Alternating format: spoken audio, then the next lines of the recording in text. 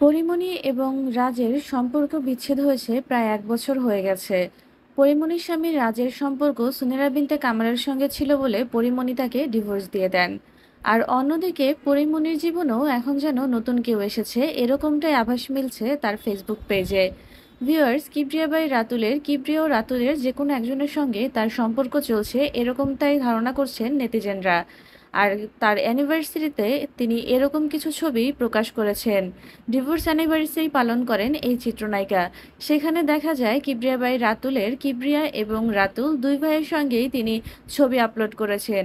কিন্তু নেটিজেনরা বলছেন যে কোনো একজনের সঙ্গে তার সম্পর্ক আছে, শীঘ্রই পরিমণি হয়তোবা তার চতুর্থ বিয়েও শেষ করবেন। পরিমণি এবং রাজের ঘরে একটি সন্তান রয়েছে, রাজ্য। আর অন্যদিকে পরিমণি নতুন একটা মেয়েকে দত্তক নিয়েছেন, যার কোনো বাবা মা নেই। নিঃসন্দেহে পরিমণি একজন ভালো মা। তবে কি দর্শক, এবার পরিমণি চতুর্থবারের মতো বিয়ে করবে আবার? অন্যদিকে নিজের ফেসবুকে তিনি কোনো ছবি পোস্ট না করলেও কিবরিয়া বাই রাতুলের দুই পেজ থেকেই এই ছবিগুলো পোস্ট করা হয়েছে। তবে অনেকেই বলছেন যে না, পরিমণি একই রকম ভুল আবার দ্বিতীয়বার করবেন না। কিন্তু পরিমণির কোনো সিনেমা না থাকা সত্ত্বেও তিনি যে অঢেল টাকা প্রতি মাসে শেষ করেন, তার আয়ের উৎস কি এটি অনেকেই জানেন না। বিভিন্ন রকম প্রমোশন থেকে শুরু করে তার ইউটিউবের ভিউয়ার্সদের থেকে তিনি অনেক বড় ধরনের একটা অ্যামাউন্ট ইনকাম করেন। তাই তার ইনকাম নিয়ে যার সন্দেহ রয়েছে সেটি দূর করবে।